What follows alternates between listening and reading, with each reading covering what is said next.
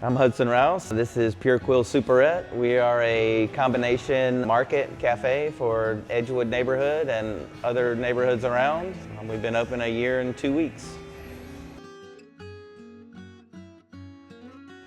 The location availability came about very quickly, and I felt that I had to jump on it and make a move. I knew I wanted the space.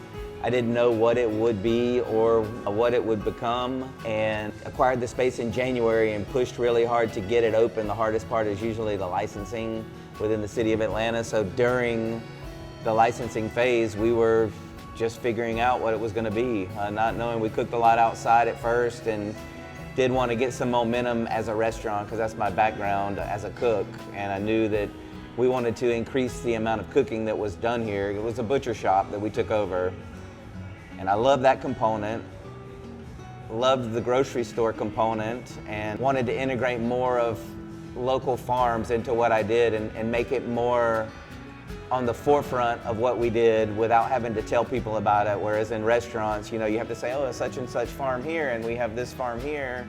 And I wanted it to be transparent and visual from the minute that you walked in the door. You could see the produce that you were going to order. You could see the meats in the case that we were going to serve. And then it just kind of became a reflection of my personality, I think, after that, good or bad.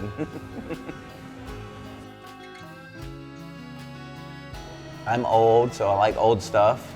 I used to scour the pages of Craigslist and barter pages, and now it's turned into like an eBay and Facebook obsession and vintage stores, and it's hard to find things that match, and so sometimes you got to jump on it. And I found these tables first on Facebook Marketplace, and I was like, oh, to me they were perfect. And then I found the shelving, and the shelving really took me back because my grandparents had a hardware store and a grocery store when I was a kid in West Virginia, and it was this vintage type shelving with the pegboard in the hardware store, and it really reminded me a lot of that time in my life. And found a guy with these like way up in Doraville and had to go sort through a warehouse of them to find all of the matching pieces, and it's something that I enjoy doing too. So it's kind of like, oh, I'm picking and I'm finding all of these treasures that are treasures to me and maybe not to other people, and I don't know, I just kind of like it, I like seeing people's reaction when they come in and surprising them. And honestly, I didn't think that this was going to turn out to me as aesthetically cool as it is. I was very worried, but we didn't do everything at once. So over the course of the year, we've gotten these things in here. The pieces up top from Oaxaca that we talked about, I just got those framed and finished, within the last 3 months, and it seems like every new thing kind of ties the room together just a little bit more. And I don't want to throw it all up at once. It takes time kind of to curate your space, and your space becomes more your space the more time you spend in it. And I think you have to have time in the space before you can actually make it, what it should be. A friend of mine from San Francisco did this in an old grocery style, so we looked at a lot of old grocery styling. His name is Sean Glaspie, trained sign painter out of San Francisco. I met him over 10 years ago when I was the chef at Homegrown, and he used to hang out at the counter all the time, and I'd love to go out in the morning and see who was eating breakfast, and there's always somebody really cool out there, different artists. And one day this guy's out there and he's got paint like all over his shirt, all over his hands.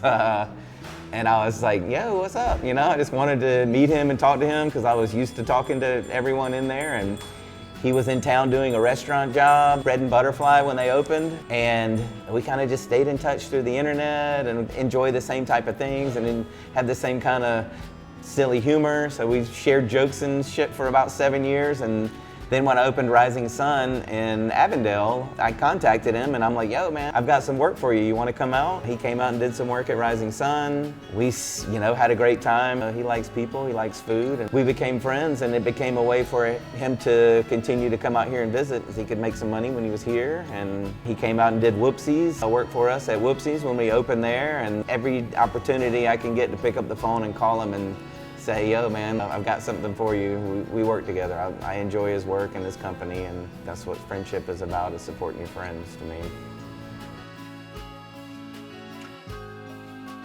Well, The biggest challenge is money, I think. Maxing out credit cards, extending yourself all the way because you believe in yourself, but also I don't think I have the ability to work for anyone else anymore. I would probably be a horrible employee. And you know, the need to find your way. And it's being in the restaurant business and being on the food side, you have to walk the line of practicality and you walk the line of being an artist and being someone that creates food at the same time. And you do have to put yourself out there and believe in what you do. And my dad says, believe in your taste buds, you got good ones, son. And I have to believe in my creations, even though that it can be a daily thing and it might not work one day and then we might change it the next. And also be on the business side and try to make it make sense on the business side is a challenge for me because most young cooks don't learn that. They just learn, oh, you get to do a special, or you only see your food costs. You don't see everything else that's involved in this business, and food cost is just one of many costs that you have to keep in line. And learning how to put my chef hat on and off and the business owner hat on and off at the same time has been a challenge, been a rewarding challenge, but it doesn't stop. It's an everyday thing where 24 hours a day your brain is thinking about how to make something great, but also make money or save money at the same time. Here we're working hard on getting our patio activated and creating more of an outdoor space and more of a community environment. It took the first year to get this 4 walls like under control, and we hope to expand out to the patio and out to a wine tasting bar outside, which this is actually our first weekend of testing that concept. We'll be doing it tonight and every Friday and Saturday from around 4 o'clock until 9 o'clock with food on the patio, different revolving pop-up chefs. Sometimes I'll be cooking out there, sometimes we'll be bringing other people in, but just trying to give the neighborhood more options on a place just to come chill low-key and have a good time, hopefully with some music. DJs and local musicians have played out there with us, and we got a pretty good roster of them come help us, this guy being one of them. You can usually catch Lightning Ray here playing music on Fridays and Saturdays also on the patio. Other than that, no. Shout out Lightning Ray. I was just waiting for the club, but it looks like I might have missed it. No, you're good.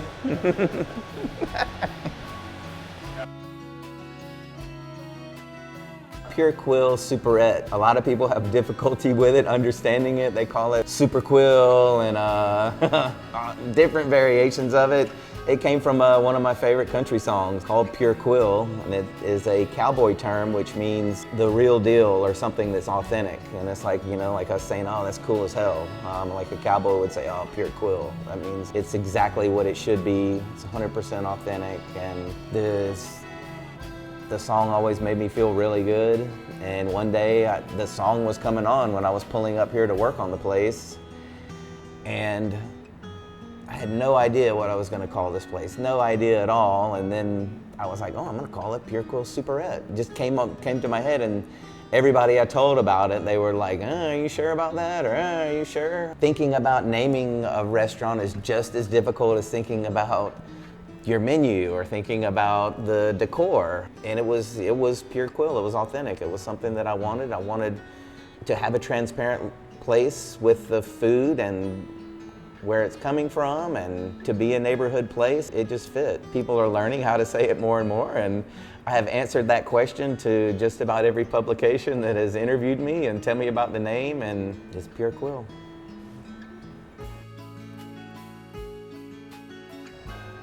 The whole town where my grandparents had their grocery store and hardware store was like a neighborhood. It was like East Atlanta is to us, or Edgewood, or the east side of Atlanta now, because old Atlanta is shrinking and getting smaller, and then we recognize old townies from our faces and from our youth, and we're lucky that we have this small part of town that we can connect with people and reconnect. And you know, growing up as a kid, we would go into town only for the summers, but I'd walk into the grocery store and I would hear someone go, oh, there's Pleasant's grandkids are in town, or oh, there's so-and-so, and my mom would come into town with us, and everybody would know who we were, but we didn't know who they were. And everyone was so familiar and hugging and kissing each other. And my mom, you know, would have mini reunions everywhere that she went, and it was just such a good feeling to feel like you were taken care of by the community, and everybody watched after each other and knew each other, and we would park the car when we got into town and pretty much walk everywhere we went from there. It was a beautiful place as a child because it was surrounded by mountains. It was in the middle of a valley, 1,500 people in the town, everyone could walk everywhere, and the grocery store and the hardware was the center of the community. You would see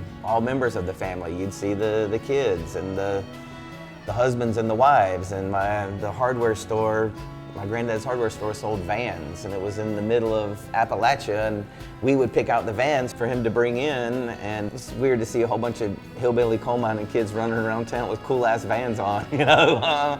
Very much out of place, but it was just a happy place. As a kid, I just wanted to go over there and hang out, you know, and play on the gravel pit and throw rocks and run around the grocery cart, you know, my brother and I would push each other up and down the aisles, and just hellion type behavior that I don't know if the employees appreciated as much as we did. You know, I'm sure we were the little brats from out of town, but growing up it felt special. I have a lot of friends with kids and a lot of kids in the neighborhood, and I want people to feel like that when they come in. I want them to be able to walk their dog in here and bring their kids in here, and be a place where the kids say that they want to come here, you know, and then it's easy to do that through food.